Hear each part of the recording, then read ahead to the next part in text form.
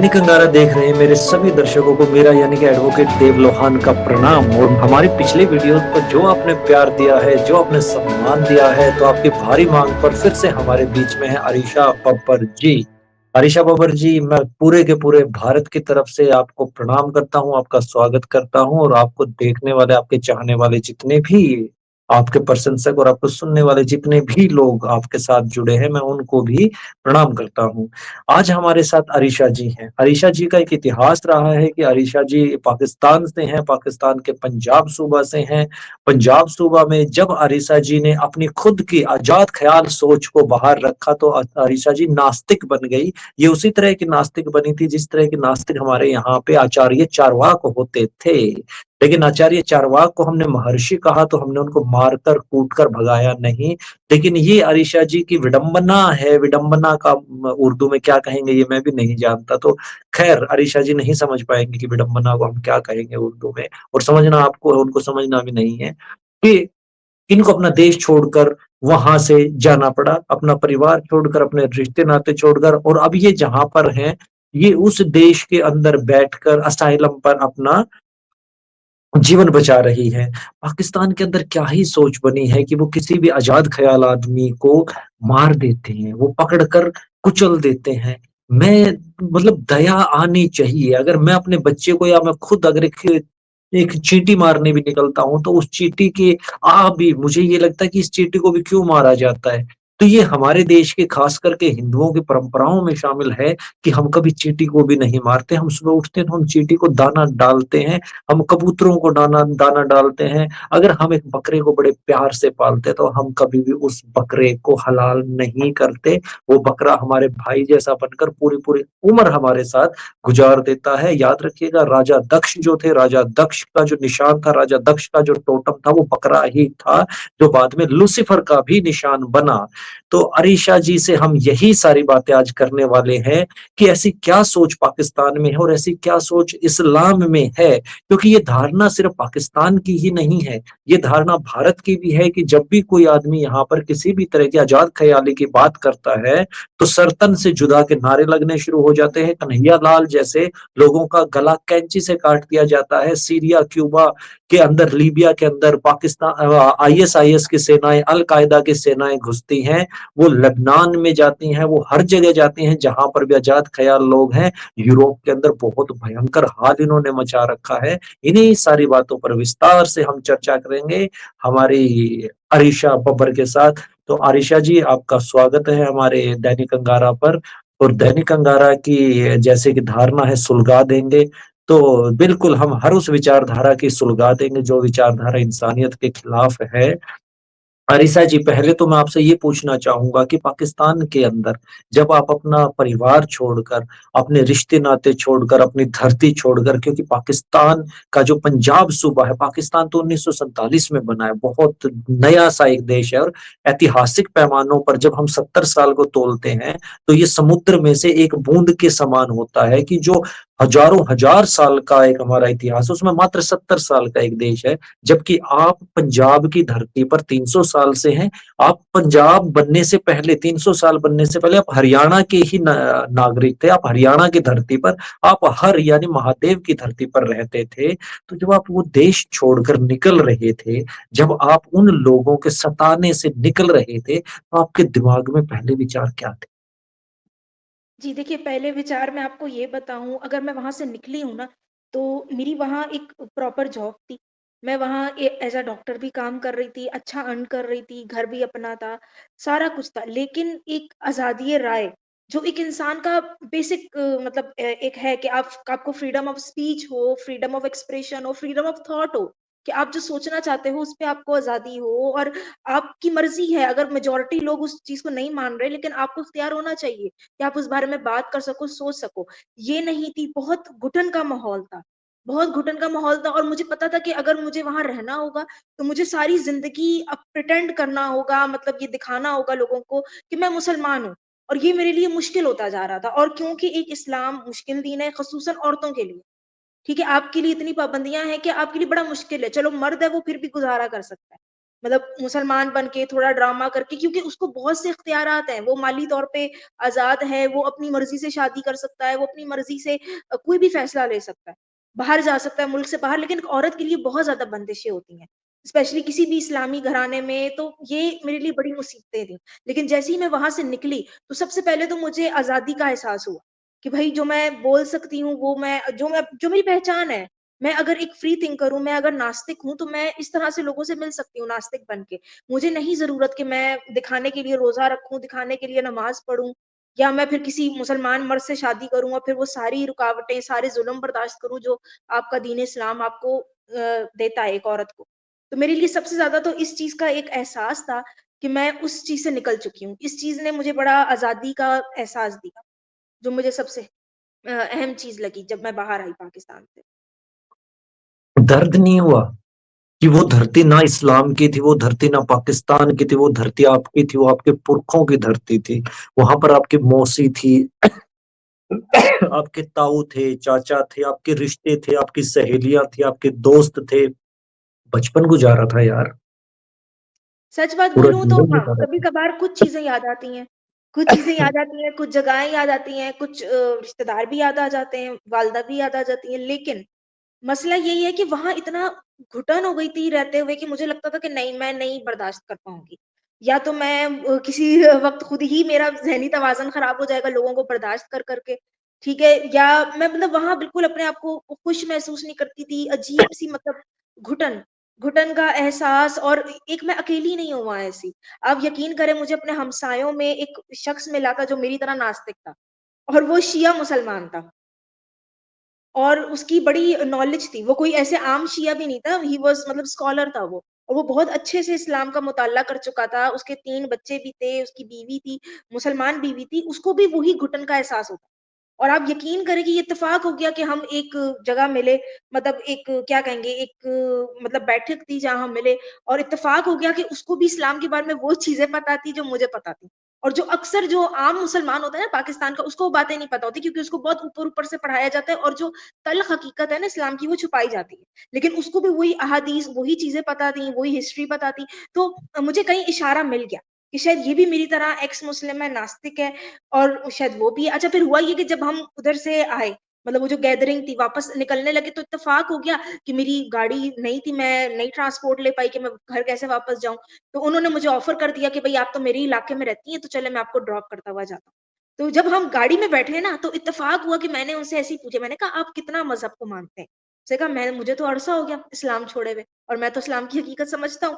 तो ये इस तरह से मेरा उनसे जो है राब्ता हुआ, और उसके बाद फिर उन्होंने मेरा नंबर ले लिया, और हम लोगों की इतनी घुटन थी वहाँ पे, आप यकीन करें कि हर हफ़्ते हम एक दफ़ा बैठते थे किसी चाय के ढाबे पे, सिर्फ़ इसलिए कि हम अपनी भड़ास निकाल सकें। एक मज़हब के लिए, एक घुटन ज़दा माहौल के लिए, जहाँ हम मजबूर हैं, मतलब मुसलमान बन के रहने पे। देखिए, उसकी वजह ये है कि आप अगर क्रिश्चियन घर से हो, आप हिंदू घर से हो, आप नास्तिक हो जाओ, आप कोई और मज़हब इख्तियार कर लो, कोई आपकी जान के लाले नहीं पड़ेंगे। कुछ लोग हो सकता है नाराज़ हो, वक़्ती तौर पे ठीक भी हो जाएँगे, और आपके रिश्ते वैसे ही रहेंगे। लेकिन इस्लाम वो वाहिद मज़हब है कि अगर आपको लोगों को पता चल जाए, और ये बात फैल जाए या पब्लिक में पता चल जाए, तो आपको सबसे पहले तो जान का खतरा होगा। आपके अपने माँ-बाप आपको कबूल नहीं करेंगे, आपके अपने रिश्तेदार आपको कभी भी किसी वक़्त ब्लास्फेमी में डाल के फँसा सकते हैं, ठीक है? अच्छा, और अगर तो आप शादीशुदा हैं, ठीक है? अब ये तो अच्छा ही हो गया कि चलो मेरा निकाह हुआ था, लेकिन वो भी खत्म हो गया था, तो मुझे उसकी इतनी परवाह नहीं थी।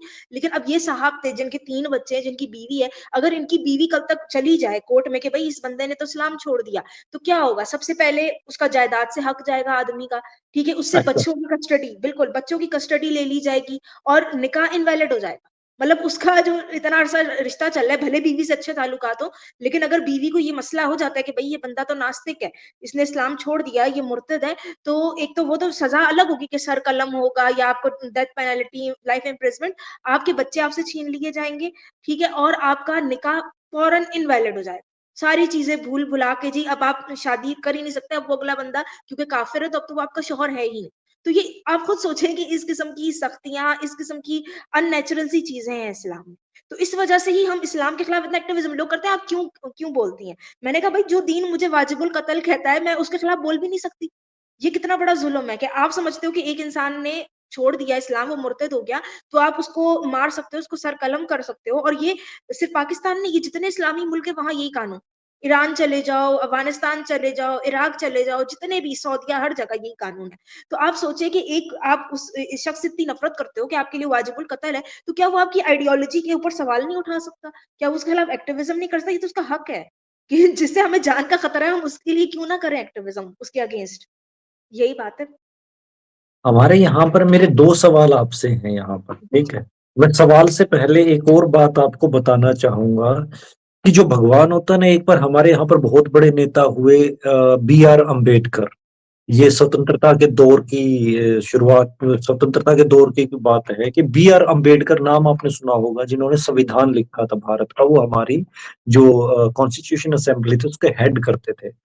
बी आर अम्बेडकर ने हमारी एक किताब है मनुस्मृति, हुँ, हुँ। तो उन्होंने मनुस्मृति को आग लगा दी थी। तो बहुत सारे लोगों ने कहा कि इसका विरोध होना चाहिए। तो हमारे यहाँ पर बड़े ठीक-ठाक अच्छे लोग हैं, तो उन्होंने कहा कि वो भगवान जो आग लगाने से जल जाए, वो भगवान हो ही नहीं सकता। Yes, yes. तो वो कुरान के अंदर अगर खुदा है, हुँ, हम खुदा से मना नहीं कर रहे, लेकिन वो अगर आग लगाने से जल गया, तो वो काहे का खुदा है? बिल्कुल, हमारे बिल्कुल। यहाँ तो हम सुबह आग लगाते हैं, हवन करते हैं हम, तो हवन करते टाइम हम सुबह-सुबह आग लगाते हैं।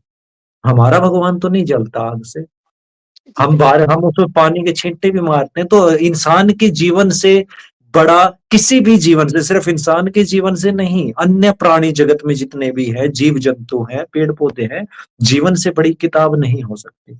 जीवन से बड़ी विचारधाराएँ नहीं हो सकती। अब मैं अपने सवाल के ऊपर आता हूँ।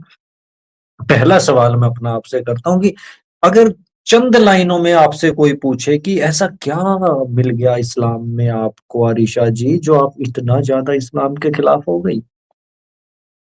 जी, बिल्कुल, अगर ये आप मुझसे पूछें, तो मुझे ये पता चल गया कि ये कोई डिवाइन आइडियोलॉजी नहीं है, ठीक है? आप इसमें इतनी कॉन्ट्रडिक्शन है इनकी किताब में और इनके प्रॉफ़िट के करैक्टर में भी, हर चीज़ में। एक फिर तो एक बताइए। एक बताऊँ जैसे ये वाक़या आता है कि जी खुद से एक तो मनगढ़ंत चीज़ें बताई जाती हैं, जैसे हदीस घड़ी जाती है कि जी एक औरत कचरा फेंकती थी यहूदी औरत तो रसूलुल्लाह ने उसको माफ़ कर दिया। अच्छा अगर आपके रसूलुल्लाह इतने ही रहीम व करीम थे, तो एक काब इब्न अशरफ है, ठीक है? जिन पे यही गुस्ताखी का इल्ज़ाम लगा था और उनके खुद उनको मारने का हुक्म दिया था रसूलुल्लाह। और उसके बाद से ये जो सर तन से जुदा की जो आवाज़ें गूँजती हैं पाकिस्तान, हिंदुस्तान में, ये उसी वाक़ये की बिना पे गूँजती हैं कि जो गुस्ताख़ है उसका कत्ल किया जाए। तो फिर आप कैसे कह सकते हैं कि वो रहमतुल लिल आलमीन है हाँ, और बिल्कुल। वो रहीम व करीम है। सिर्फ़ यही नहीं, इसके अलावा आपको एक और आपको याद होगा एक और वाक़या था कि एक बुज़ुर्ग औरत थी, जिसके उन्होंने जो है ना 2 टाँगें थी, तो एक टाँग एक ऊँट से बाँध दी, दूसरे दूसरे ऊँट से बाँध दी और उसको बिल्कुल चीर दिया था औरत को बीच में से। ये वाक़या भी है, हदीस में। ठीक है? अच्छा इस तरह के वाक़यात ये लोग कभी इस पे मतलब गौर करते हुए नज़र नहीं आते, ये हमें खुद ढूँढने पड़ते हैं एक्सप्रेशंस को कि अच्छा ये भी हदीस में ये भी है। इस पे कभी बात नहीं की जाती, तो इतनी कॉन्ट्रडिक्शन कि आप लोग जो है मतलब अच्छा फिर ये कभी इसको चीज़ को समझते ही नहीं है, कि कुछ मक्की आयात हैं, कुछ मदनी आयात हैं और उसी हिसाब से रसूलुल्लाह के रवैये भी चेंज होते थे। तो इतनी कॉन्ट्रडिक्शन है फिर मैं कुरान अपने के अपने अंदर दर्शकों मैं अपने दर्शकों की जानकारी के लिए हदीस के बारे में बता देता हूँ। हदीस जो है वो बोली गई चीज़ें हैं। हुँ, जो लिख के नहीं गए थे पैगंबर मोहम्मद, तो हदीस जो है वो ओरल टेस्टामेंट जिसको हम कह सकते हैं, वो ओरल टेस्टामेंट्स हैं कि बोली-बाली गई बातें हैं, वो कहानियों के दम पे जो बातें चल निकली, तो वही बातें फिर आगे हदीस कहलाई। हाँ जी, कंटिन्यू आरिशा जी। जी, जी, बिल्कुल। अच्छा एक तो ये वाली जो कॉन्ट्रडिक्शंस कुरान के अंदर भी हैं कि बाकायदा मिस्टेक्स हैं। जैसे मैं खुद आपको बता सकती हूँ मैं मेडिकल की स्टूडेंट हूँ। तो हमें जैसे हम लोग तो पूरा पढ़ते हैं एम्ब्रियोलॉजी कि कैसे जो मेसोडर्म एक लेयर होती है, वही मसल बनाती है और वही जो है ना हड्डियाँ भी बनाती है एम्ब्रियो की, ठीक है? अब कुरान में बिल्कुल उलट बात लिखी हुई है। उसमें लिखा हुआ है कि जी पहले तो हड्डियाँ बनती हैं, उसके बाद उसपे गोश्त चढ़ता है। मतलब इतनी साइंटिफिक मिस्टेक, हिस्टोरिकल मिस्टेक हज़रत मरियम का जहाँ ज़िक्र आता है सूरह मरियम में तो वहाँ उनको मुखातिब किया जाता है ए हारून की बहन। जबकि जो हज़रत मरियम थी, हज़रत ईसा की वालिदा उनका कोई भाई नहीं था हारून नाम का। और जो एक मरियम गुज़री थी, जो यहूदियों के ज़माने में उससे 1000 साल पहले, हज़रत मरियम और हज़रत ईसा के आने के 1000 साल पहले एक मरियम गुज़री थी जिसके भाई का नाम था हारून। तो इस तरह से मतलब इतना मिसकोट हुई हुई हैं चीज़ें कुरान में और आप कहते हैं ये डिवाइन बुक है। अच्छा फिर चलें कॉन्ट्रडिक्शंस को भी अगर मैं हटा दूँ, फिर हम आते हैं औरतों के स्टेटस पे। सबसे ज़्यादा जो कॉन्ट्रडिक्शन वाली बात है ना क्योंकि हमसे झूठ बहुत बोला जाता है स्पेशली जो पाकिस्तानी मुसलमान हैं। हमें ये बताया जाता है कि जी मुझे ये चीज़ खटकती थी कि एक तो चलो 4 शादियाँ वो भी है, फिर हज़रत आइशा की शादी। अच्छा फिर एक बात जो सबसे ज़्यादा मुझे बुरी लगती थी, वो था लौंडिया बनाना, सेक्स स्लेव। तो मैं ये कहती थी इसकी क्या लौंडिया, फिर हमें क्या समझाया क्या कि बनाना? फिर से बोली, क्या बनाया? लौंडिया, क्या बोली? Sex slave. लौंडिया? जी, जी, सेक्स स्लेव बनाना। ये मतलब क्या जैसे होता है? लौंडिया क्या होता है? जी, जी, ये मैं आपको बताती हूँ। ये इस तरह से होता था कि जैसे जंगें होती थी ना, उसमें जो औरतें बच जाती थी, आपकी मुखालिफ जो आपका लड़ रहे हैं फ़ौज, उसकी ठीक जो है। औरतें बच गईं, ठीक है? वो बेवा हो गईं या यतीम हो गईं, उनके बाप-भाई मर गए, अकेली रह गईं, उनको कैप्चर कर लिया जाता था, उनको पकड़ लिया जाता था और उनको अपना सेक्स स्लेव बांदिया बना लिया जाता था कि उनसे उनकी मर्ज़ी के बगैर जब मर्ज़ी उनके साथ सेक्स किया जा सकता है, ठीक है? उनको बस कुछ खाना-पीना दे दो और सिर्फ़ ये भी नहीं और हमसे तो बातें छुपाई जाती थी। हमें ये कहा जाता था कि औरतों को सहारा देने का तरीका था। मैंने कहा भई ये कौन-सा सहारा देने का तरीका है? आज मैं अगर यहाँ रिफ्यूजी बन के आई हूँ, तो मुझे किसी की बांदी नहीं बनना पड़ रहा। ठीक है? मुझे गवर्नमेंट सपोर्ट हुँ, कर रही है और मुझे खुद मुख्तार बना रही है कि मैं कल तक इनकी लैंग्वेज लर्न करके खुद कमा सकूँ। लेकिन वहाँ क्या तरीका था कि भई हर मर्द के हिस्से में औरतें तक़सीम होती थी बाकायदा, कि भई तुम 6 औरतें ले लो, अच्छा तुम 4 औरतें ले लो, इस तरह से। अच्छा और ये सिर्फ़ ये नहीं था कि वो उनकी प्राइवेट लॉन्डियाँ थी। उसके बाद ये होता था कि उनकी मार्केट लगती थी, जिसमें औरतों को हुँ। नंगा करके बेचा जाता था। जैसे आप कभी पुरानी अगर मूवीज़ देखें ना इनकी अरब्स की, तो उसमें दिखाया जाता है कि कैसे औरतों को नंगा करके उनकी बाकायदा नीलामी की जाती थी। उनकी खूबसूरती जिस्म के हिसाब से। दर्शकों की जानकारी के लिए मैं फिर से बता दूं, गजनी के अंदर बाजार लगता था, जिस बाजार के अंदर हिंदुओं की बहन, बेटी, माँ, दादी, ताई सबको बेचा जाता था और कौड़ियों के भाव बेचा जाता था। उनको दिनों दिन नंगा रखा जाता था ताकि उनके शरीर की नुमाइश की जा सके। और ये बातें आज की नहीं है, ये बातें बार बार जब हमलावर आए, और वो हमलावर सिर्फ भारत भूमि पर ही नहीं आते थे, वो हमलावर जो पाकिस्तान के अंदर, मैं आप उसको नवीन पंजाब कह सकते हैं, मैं उसको भी हरियाणा ही मानता हूँ। तो जो मेरे हर की धरती आज पाकिस्तान में है, वहाँ पर भी यही हालात होते थे और औरतें वहाँ से भी उठाई जाती थी। हाँ जी, अरीशा जी कंटिन्यू। जी, जी। अच्छा और उसमें आप एक और कॉन्ट्रडिक्शन देखें कि हमें तो ख़ैर वो समझा देते हैं ना कि औरतों को सहारा दिया ये वो। हमसे ये बातें छुपाई जाती थी कि उन औरतों का और एक आम मुसलमान औरत का सतर कितना मुख्तलिफ था। जैसे आम औरत का सर से पाँव तक सतर है, ठीक है जी? कि आपने ये नामहरम को नहीं दिखाना, आपका पर्दा है। अच्छा फिर पर्दा और हिजाब का कॉन्सेप्ट जो इस्लाम देता है, वो कहता है कि भई ये तो औरत की हिफाज़त के लिए है और इससे तो औरत की इज़्ज़त बढ़ती है, ये सब और हम तो औरत को इज़्ज़त देते हैं। तो मैंने कहा भई फिर लौंडियों का क्यों तुम लोगों ने सतर मुख्तलिफ रखा था? उनका सतर था जी नाभ से लेके घुटने तक। मतलब वो अपना सर भी खुला छोड़ दें, छातियाँ भी खुली छोड़ दें, तो ऐसा क्यों? और फिर आप हदीस देखिए सही मुस्लिम की हदीस है कि हज़रत उमर जो है वो लौंडियों को मारा करते थे कोड़ों से। अगर वो अपने आप को कवर करने की, सर ढाँपने की या बॉडी ढाँपने की कोशिश उनको ज़बरदस्ती नंगा रखा जाता था। तो अब उनसे कोई पूछे कि भई ये कौन-सी आप इज़्ज़त कर रहे हो औरत की? बाकायदा हदीस है, एक हज़रत अली की हदीस है कि वो ऐसे एक स्लेव मार्केट से गुज़रे जहाँ औरतों को नंगा रखा हुआ था। तो वहाँ जाके बाकायदा किसी ने पूछा कि भई आपने इस तरह से क्यों नंगा रखा हुआ है कि उनकी पुश्त भी नज़र आ रही है और उनकी सीना भी नज़र आ रहा है, पेट भी नज़र आ रहा है। तो कहते हैं भई ये तो हमारा तरीका है और ये तो हमारे लिए सिर्फ़ औरत जो है ये कमोडिटी है। ये इसी तरह से हम उसको पेश करेंगे तभी तो उसको खरीदार खरीदेंगे। इस तरह की बाकायदा अहादीस है, ये खुद से गढ़ी हुई नहीं है, आप सही बुखारी, सही मुस्लिम की ये हदीस है बाकायदा। इसको आप ज़ईफ़ भी नहीं कह सकते। तो अब आप मुझे ये बताएँ ना, ये तो बातें हमसे छुपाई जाती हैं, मौलवी कभी इन बातों पे कभी सामने नहीं लेके आएँगे ये चीज़ें। फिर एक और मैं आपको बताती हूँ ये सुनान अबू दाऊद की एक और हदीस है, उसमें क्या आता है कि जी कि तुम औरतों को नहीं मारो, अपनी बीवियों को उस तरह जिस तरह तुम लौंडियों को दिन भर मारते हो और फिर रात उनसे हम-बिस्तरी करते हो। मतलब अपनी बीवियों को तुम मार सकते हो, इतनी बुरी तरह ना मारो जितना तुम लौंडियों को मारते हो और फिर उनसे हम-बिस्तरी करते हो। तो मुझे ये चीज़ें बड़ी फिर आप कहते हो भई हमारा अमन का दीन है, औरत की इज़्ज़त है, तो औरत को मारना भी आप कर रहे हो। हज़रत उमर खुद अपनी बीवी को मारते थे आधी रात को, सही मुस्लिम की हदीस है कि आधी रात को मारते थे तो उनके जो कंपेनियन थे वो उनके साथ रात गुज़ार रहे थे। उन्होंने फिर मियाँ-बीवी का बचाव कराया, छुड़ाया। फिर जब हज़रत उमर से पूछा कि भई आप क्यों मार रहे थे बीवी को? तो कहते कि अब तुम मुझसे कुछ बातें सीख के जाओ जो रसूलुल्लाह ने कही हैं कि भई अपनी जो है ना जब बीवी को मारते हैं तो पूछा नहीं करते कि किस वजह से मारा। अच्छा। तो ये आप स्टेटस देते हो और ये तो हमारे मौलवी हज़रात ये बातें छुपाते हैं और हमारे क्योंकि जो मुसलमान भी है ना पाकिस्तानी ये तो आपको पता है लंडे के अरबी हैं। इन्होंने खुद से ना कुरान पढ़ना है, ना मुताल्ला करना, ना इनको अरबी ज़बान आती है, ना इन्होंने कभी हज़रत उमर ट्रांसलेशन के कुरान बारे में भी मैं अपने दर्शकों को बताना चाहूँगा, वो शायद ससुर थे मोहम्मद के, हज़रत उमर। उनके ससुर थे ना वो, हजरत उमर कौन थे उनके, मोहम्मद के ससुर। इसके बारे में मुझे इतना नहीं है कन्फर्म श्योरिटी। हाँ शायद वही थे, मैं बता रहा हूँ। ठीक है। हाँ, मेरा जो अगला एक आपसे सवाल है, आप क्या दो शब्द उन लोगों के लिए बोल सकते हैं? भारत में बहुत सारे हिंदू हैं जो मुसलमानों के साथ बहुत दिलपरस्ती रखते हैं, औरंगजेब को अच्छा बताते हैं, बाबर को अच्छा बताते हैं, कहते हैं कि मुसलमान बहुत अच्छे हैं, इसको शरिया को यहाँ पे लेकर तो आओ, देखो मुसलमान बिल्कुल भी बुरा नहीं है, इस्लाम बुरा नहीं है, इस्लाम बहुत प्यारा, ये आएंगे तो शांति चली आएगी। उनके लिए क्या बोलना चाहेंगे अरीशा जी आप? भई उनके लिए मैं सिर्फ़ ये कहूँगी आप पाकिस्तान को देख के ना सबक सीखें। ये सबक सीखने का मकाम है कि इस्लाम क्या कर सकता है और आप इस्लाम की पूरी हिस्ट्री पढ़ लें ना, जहाँ-जहाँ इस्लाम आया है, वहाँ सिविलाइज़ेशन पूरी इन्होंने बिगाड़ी है, कल्चर तबाह हो बिल्कुल गई। खत्म कर दिया है। हर जगह से अफ़गानिस्तान देख लो, ईरान देख लो, ईरान का जो पर्शियन लोग थे, उनका कल्चर था, उसको बिल्कुल इन्होंने तबाह-बर्बाद कर दिया। किया क्या है वहाँ पे बस अब टेंट नज़र आते हैं और ये चीज़ें नज़र आती हैं और पाकिस्तान का भी यही हाल है, मेरे पाकिस्तान ना मेरे 3 में ना 13 में। वही मेरे वही हाल है दर्शकों कि को मैं ईरान के बारे में फिर बताना चाहूंगा। ईरान का पुराना नाम आर्याना था।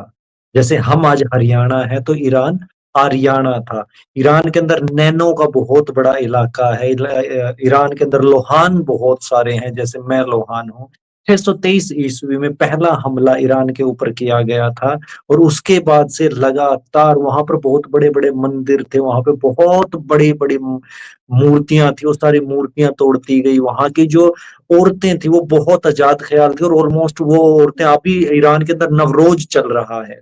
अभी यस। जो ये इलाके ये वक्त है, तो नवरोज जो है वो हमारा त्योहार है, जहां पर हम जैसे होली मंगलाते हैं, होली पे जैसे हम आग जलाते हैं, वैसे ही वो आग जलाते हैं, अपने खेतों से फूल लेके जाते हैं, अच्छे अच्छे पकवान खाते हैं, अच्छे अच्छे कपड़े पहनते हैं, और वो कपड़े भी हरियाणवी पहनते हैं। जो दामन कुर्ता, आप दामन कुर्ता देखेंगे तो ईरान जो था वो हरियाणा था, और वहां पर एक जगह है परसागढ़ी, जिसको हम आज परसापोलिस कहते हैं।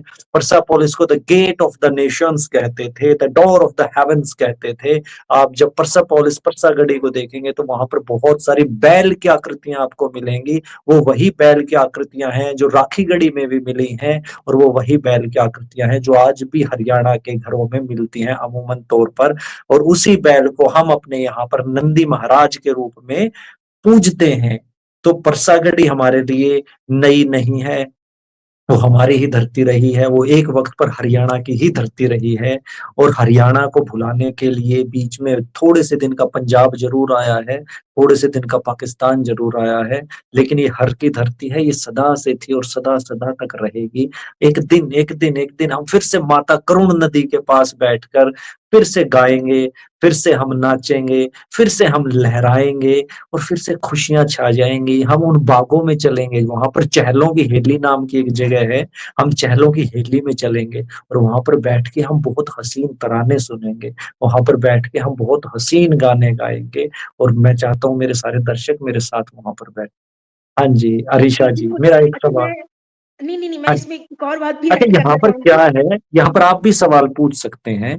ये वन वे कम्युनिकेशन नहीं है जहां पर सिर्फ मैं ही सवाल पूछता रहूं। जी, जी, जी। लेकिन नहीं मैं एक एक चीज़ ऐड करना चाहूँगी स्पेशली उन बिल्कुल। सेकुलर्स के लिए जो अभी हिंदुस्तान में बैठे हुए हैं और मुसलमानों के लिए बहुत हमदर्दी जता रहे हैं, उनको मैं कहूँगी कि अभी पाकिस्तान का भी जो हाल है ना कि इनको जो इस्लाम के ऊपर दौरा पड़ता रहता है, इनके सेलिब्रिटीज़ भी इस्लाम के लिए बहुत बोलते हैं चीज़ें, पॉलिटिशियन इस्तेमाल करते हैं। एक बार सही से शरिया आ गया ना, जैसे ईरान में आया हुआ है, दुम दबा के ये लोग भागेंगे। अब आप खुद सोचिए कि ईरान में क्यों इतना प्रोटेस्ट हो रहा है?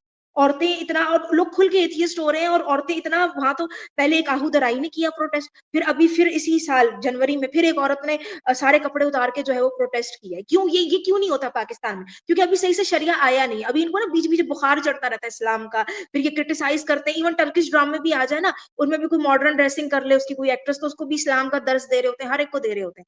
तो अभी इनको सही से इस्लाम का इन्होंने मज़ा चखा नहीं है। वो एक बार चख लेंगे अगर तालिबान आ गए ना, तो सारा नशा उतर जाएगा। तो यही जो हमारे हिंदुस्तान के भी जो सेकुलर्स हैं, जो उनके साथ बहुत हमदर्दी जता रहे हैं कि जी इस्लाम बड़ा अच्छा दीन है, मज़हब है, तो अगर ये आ गया खुदा ना खास्ता तो उनको फिर इनको सबक आ थोड़े जाए। से दिन पाकिस्तान ले जाओ ना यहाँ से। बिल्कुल, आप देख लो वहाँ पे क्या सूरत-ए-हाल है। सर तन से जुदा। अभी आपको मैं एक बात बताती हूँ, एक इन्फ्लुएंसर है हमारे पाकिस्तान के, रजब भट्ट नाम है उसका ना, तो वो बेचारा क्या फैमिली व्लॉगिंग करता है, उसके खिलाफ भी शुरू कर दिया है टीएलपी ने। क्यों? 295 करके उसने पता नहीं कोई प्रोडक्ट लॉन्च किया, तो उन्होंने कहा ये हमारा 295 जो कानून है ना ब्लास्फेमी का, उसका मजाक उड़ा रहे हैं, इसको भी गुस्ताखे रसूल बनाओ। उसके पीछे पड़े हुए हैं कि भाई इसको मारो, ये गुस्ताखे रसूल है। वो ये हालात है, ये पागलपन चल रहा है पाकिस्तान में। तो आप चाहते हैं कि ऐसे ही पागलपन हिंदुस्तान में आए? तो आप है ना साथ साथ दर्शकों को बताते रहे, टीएलपी का मतलब तहरीक लब्बैक। जी, तहरीक लब्बैक, जिनको वो नमूसे रिसालत और खात्मे नबूवत का जिनको शौक चढ़ा रहता है, और वो खून के क्या प्यासे हुए हैं हर एक के, जो मिल जाए उनको। वो मूर्खों का एक टोला है, जो जी, मूर्खों का टोला सुबह अफीम खा लेता है, और अफीम खा के वो अपने हाथों में झंडे लेके, और ऊपर वो, हम उसको कहते हैं कि अपनी छोटी बहन की सलवार और बड़े भाई का कुर्ता पहन के वो कहते हैं कि हम है ना हिंदुस्तानी तोपों का मुंह मोड़ देंगे। अबे भाई, हिंदुस्तान के पास ब्रह्मोस मिसाइल है जो मैक्स 7 टेक्नोलॉजी पे चलती है। जब तक तुम दो आंख पलटोगे तब तक 5 मैक्स 7 ब्रह्मोस तुम्हारे घरों को, नगरों को तबाह कर चुकी होंगी। हिंदुस्तान पिछले 10 साल में बदल चुका है मेरे दोस्तों। पाकिस्तान से जितने भी लोग मेरे को देख रहे हैं, मैं कहता हूँ अपनी जान की, मतलब अपनी जान की दुआएं मांगना तुम सिर्फ। पाकिस्तान इस वक्त पे भारत के सामने कहीं पर भी नहीं ठहरता।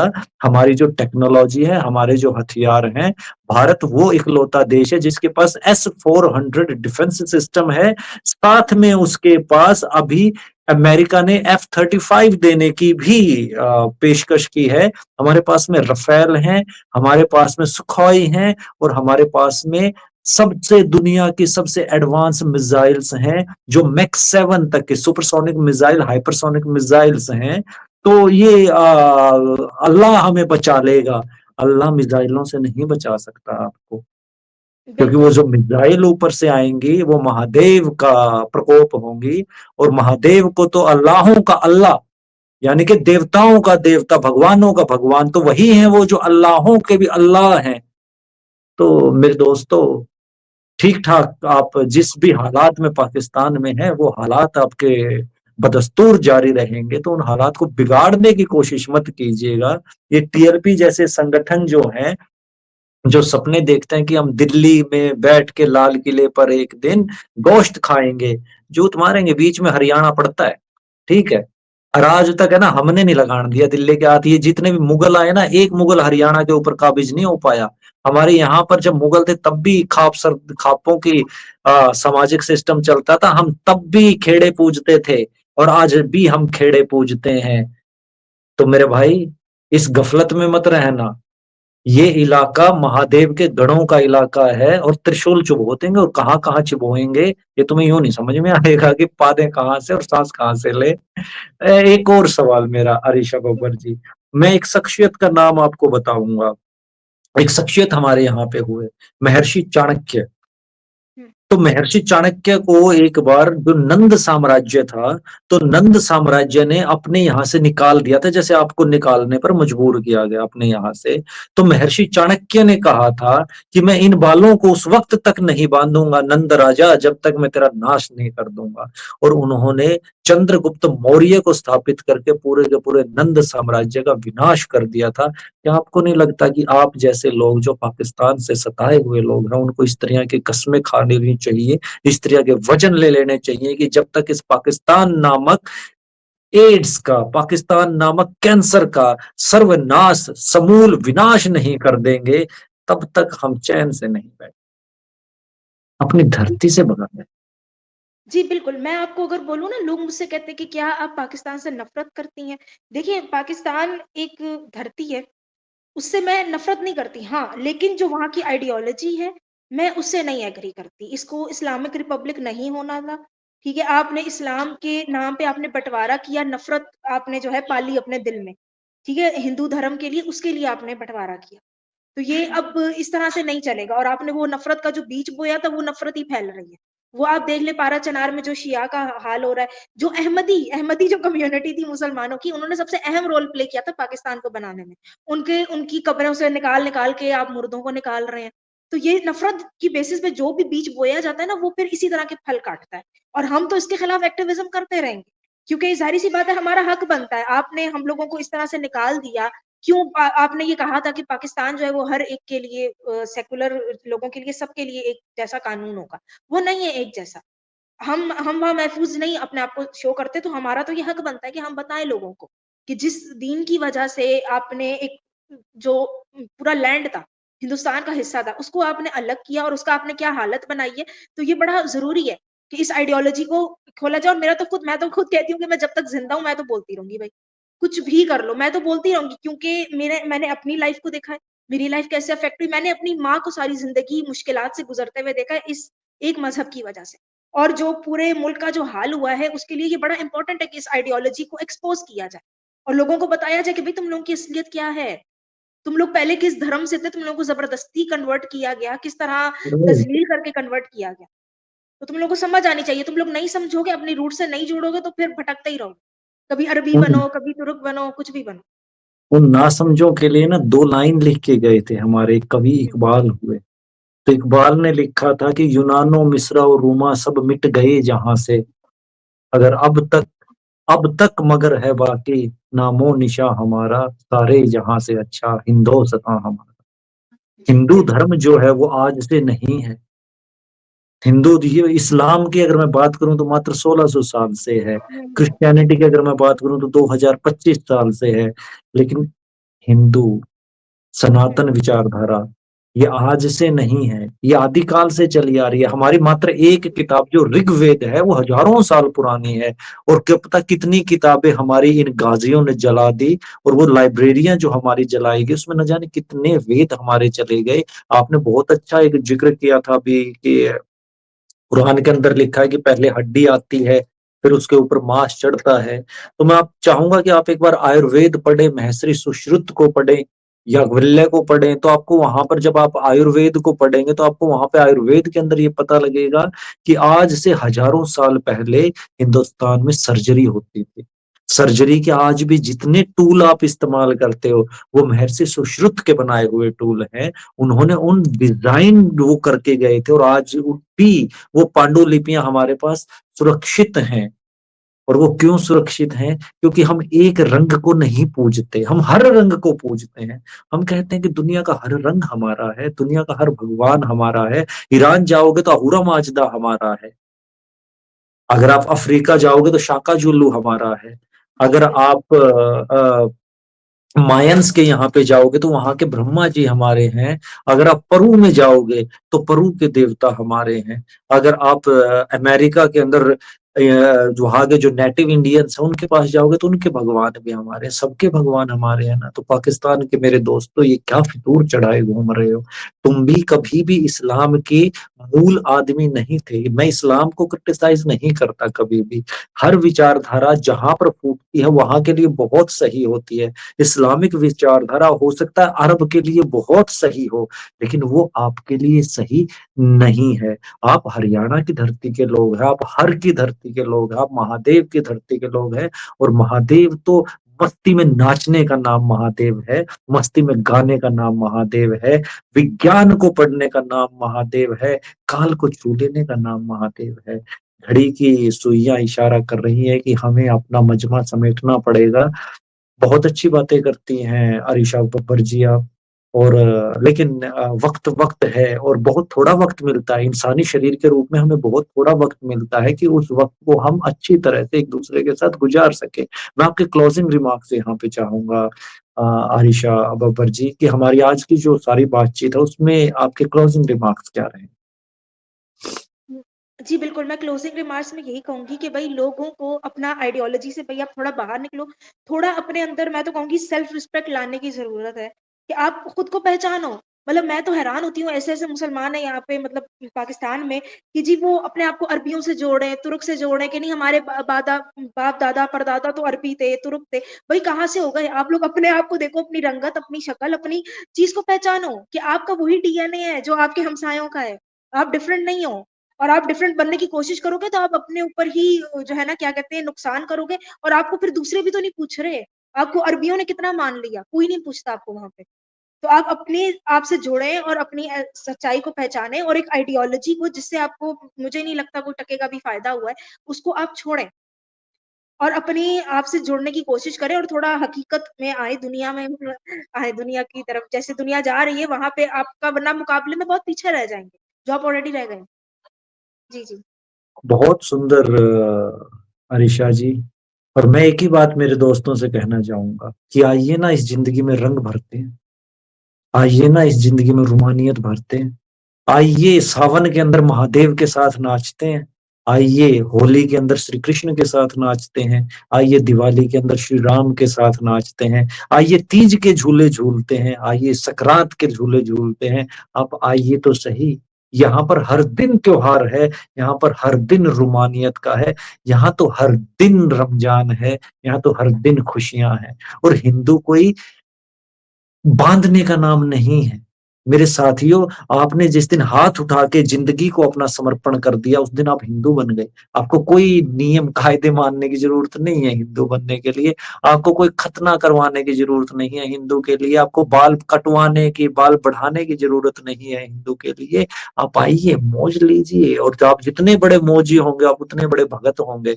हमारे यहाँ तो धन्ना भगत जैसे लोग रहे हैं, जो अपने खेत में बैठ के सिर्फ चिड़ियों को दाना खिलाता था, और उससे बड़ा कोई भगत ही नहीं था हमारे यहाँ पे। आपको कोई परमात्मा को मनाने के लिए 5 वक्त नमाज पढ़ने की जरूरत नहीं है। आपको परमात्मा को मनाने के लिए कहीं भी जाने की जरूरत नहीं है। हमारा दर्शन कहता है कि परमात्मा इंसान इंसान के अंदर बैठा है, और अगर आप किसी इंसान का ही सम्मान नहीं कर पाए, परमात्मा हर जीव मात्र में है, आप किसी जीव का ही सम्मान नहीं कर पाए, तो माफ करना, आप 5 के बजाय चाहे 15 बार अपना नमाज पढ़ लेना, कोई फायदा नहीं है। और ये मरने के बाद हूरे, मरने के बाद किसने देखा है जन्नत मेरे साथियों, मगर दिल बहलाने को गालिब ख्याल अच्छा है। तो आप सब ने दैनिक अंगारा को इतना वक्त दिया, आप सबके सब इसको शेयर करें ताकि और लोगों को भी पता लगे, और लोग भी जो जिंदगी के इस लुत्फ से वाकिफ नहीं है, वो वाकिफ हो पाए। और अरीशा जी का चैनल है, मैं इसमें नीचे लिंक भी उसका डाल दूंगा, तो आप अरीशा जी को इंस्टाग्राम पे फॉलो करें ताकि इनको हौसला मिले। ऐसी ऐसी बहादुर लड़कियों को हौसले की बहुत जरूरत रहती है, जो अपने देश को छोड़कर, जो अपनी धरती को छोड़कर, जो अपनी हरियाणा जैसी प्यारी धरती, वो हरियाणा ही, आप अपने आप को पंजाबी या पाकिस्तानी कहना बंद कीजिए। You are a proud Haryanvi. और जब आप प्राउड हरियाणवी बनेंगे, तो फिर हरियाणा महादेव की कृपा आप पे होनी शुरू होगी। तो इनका साथ दीजिए, दैनिक अंगारा को सब्सक्राइब कीजिए, लाइक कीजिए, कमेंट कीजिए, और नई बातें सीखने के लिए अपने दिमाग के दरवाजे हमेशा खुले रखिए। तो मैं आपके हृदय में बैठे हुए उस परमात्मा को नमन करता हूँ। जय हिंद, वंदे मातरम, जय श्री राम।